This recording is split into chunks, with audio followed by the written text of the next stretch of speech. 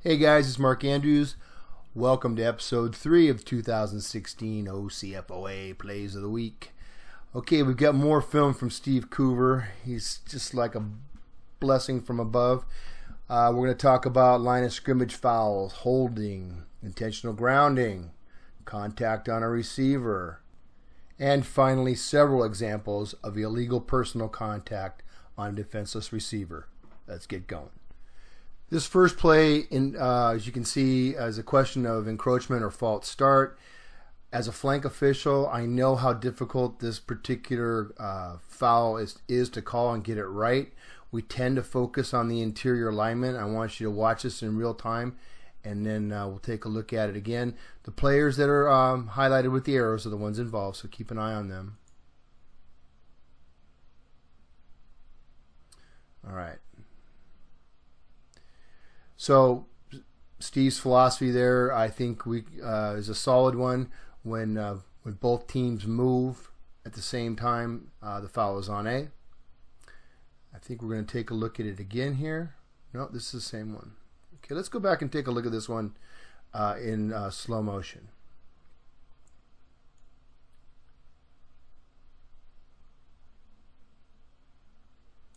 See? We have simultaneous movement there. But it would be very easy to forget about that receiver's movement or blame the receiver's movement on the defense encroaching and call this on the wrong team. Let's take a look at another example. Same thing. Watch the receiver, second one in closest to us. Start is simultaneous. We've got 3 or 4 guys on the defense coming across. So again, real easy to ding the defense for this one. This should be on the offense. And flank officials, make sure we get together on this and we get it right. Both flanks should be coming in hard and discussing what they have on this particular play. Okay, this next play, as the title says, we've got 2 good examples of holding, and actually 2 different types of holding. So let's take a look at this. So there's the first hold, and as Steve points out, it's behind the play, but watch what the player does. See the takedown right there. Focus on that first one. See the throw to the ground. So we're going to get that one. Doesn't matter if it's away from the play or not. Here's the second one. And flanks, I keep telling you that you've got to watch the point of attack. Do not ball watch. This is why. There's the grasp. You can look at that. That is holding all day. But if we're ball watching, we're not going to get that. So this next play is a good example of a play where holding occurs, but we do not want a flag thrown on this because, as Steve points out, there really is no advantage gained from the holding. The spot of the holding is well behind the play. Let's take a look at it.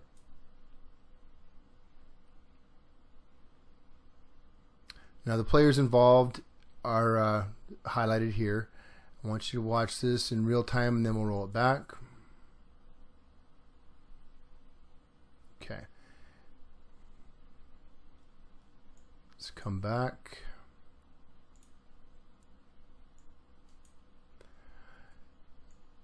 Now that initial block is not a hold. That's a good block. The holding occurs right there. Okay? And as you can see, the runner is well past. I'm not sure why this player feels he has the hold, but he is. But there's no advantage gained. We're not going to penalize that particular foul. All right, this play involves an illegal forward pass. In this case, this is intentional grounding.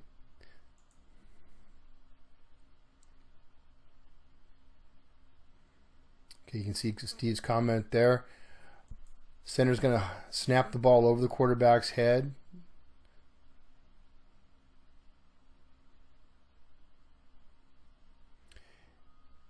And you can see where that ball ends up. Steve makes a great point here. The referee continues to protect the quarterback.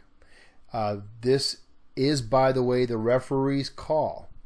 Okay, so you flank officials, if you see this situation arise, what we want you to do is give that information, the fact that the ball wasn't thrown to an eligible receiver, to the referee. Let the referee make this call. Let's take one more look at this and also talk about penalty enforcement on this. So you're going to see the eligible receiver that's on this side of the field. You'll notice there are two eligibles on the left-hand side plus the back. There's one more eligible just out of frame here, but you're going to see him come in. Now he's the only potential receiver that could be legal here. Okay, he is nowhere to be found. There he is right there. Okay, so he's downfield. So we know we have an intentional grounding situation. Now, what's important to note here is that the penalty enforcement for intentional grounding is a 5-yard penalty from the spot of the foul, which is right there. Where is he? He's on the 27.5 yard line. Good idea for the white hat to beanbag this spot so that he has the penalty enforcement spot. So we've got 5 yards from that spot and a loss of down.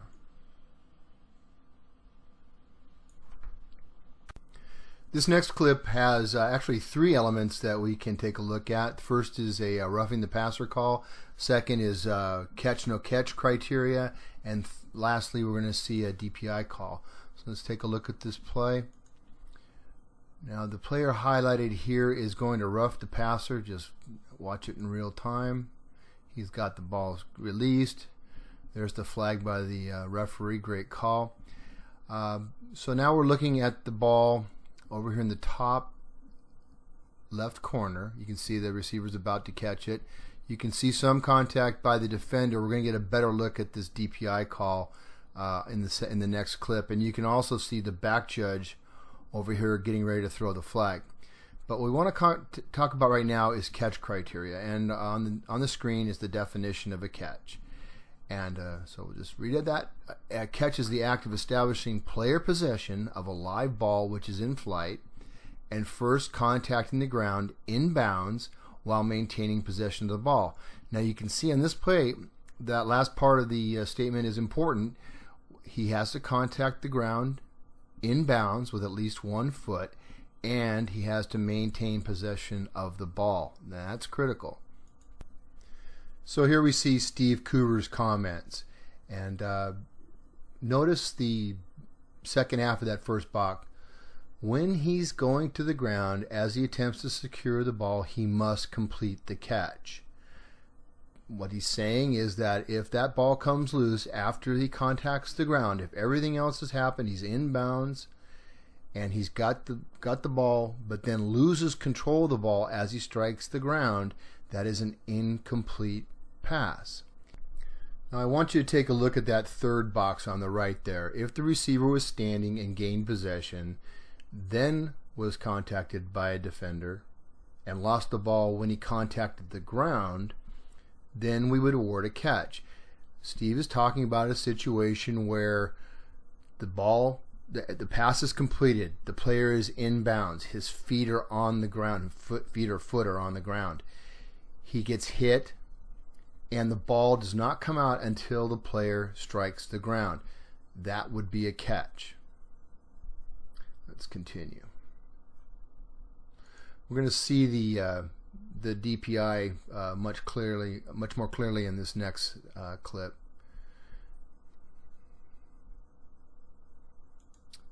Okay, there's a snap.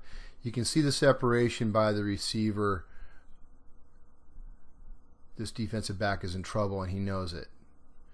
Now he's playing the receiver, he is not playing the ball, and we've got contact with the arm of the defender on the receiver, He's restricting him.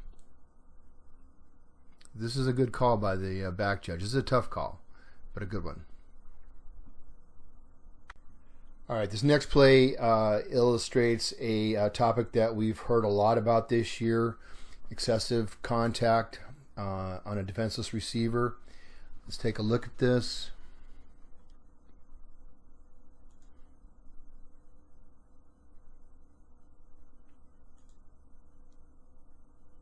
Keep your eye on the receiver.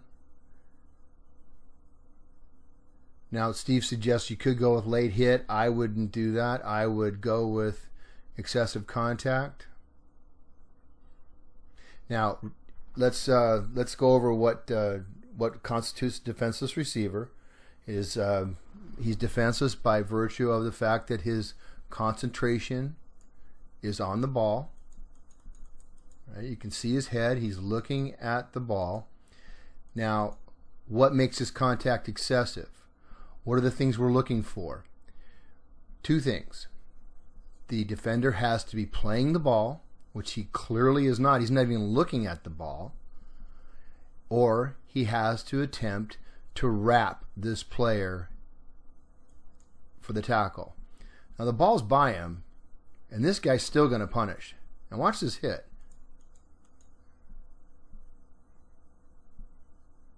All right, guys, we got to get this. That is really important. And no one we didn't get a flag on this play. This is in San Diego, but I'm sure it could happen here. Here's the same play. Let's watch it again.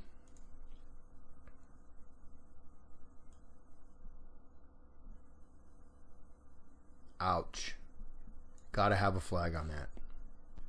So here's another play from the same game, and we're going to see a questionable contact from the exact same player. And Steve makes a great point here that we didn't penalize him earlier, so this kid feels empowered to do this stuff. Watch this.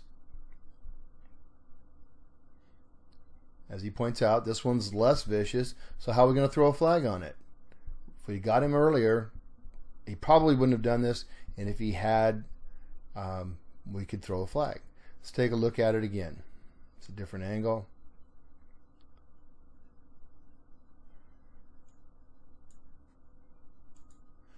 Now again, receiver is defenseless. His concentration is on the ball.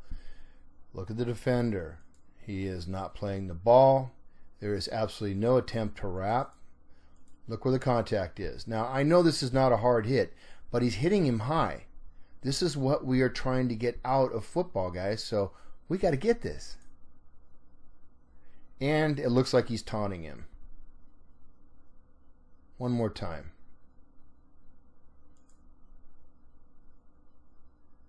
Defenseless. There it is, contact high.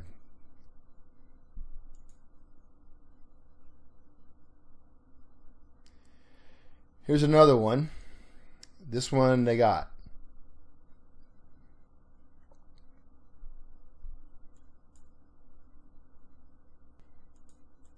Again, defenseless receiver. Ball is by him. His concentration is still on the ball. Watch this player. There is no play on the ball. There is no attempt to wrap. It's simply an upward thrust with the helmet and shoulders. It's obvious the intent is to punish the receiver. This is the definition of illegal personal contact.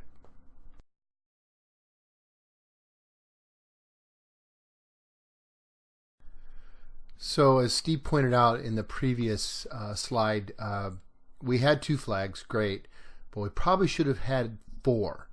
Okay, both flank officials probably should have seen this and thrown flags. And I want you to watch another aspect of this play. Keep an eye on White 54. He's the linebacker on the left side right there. You see the 5. I'm going to highlight him here in just a second. But watch his actions.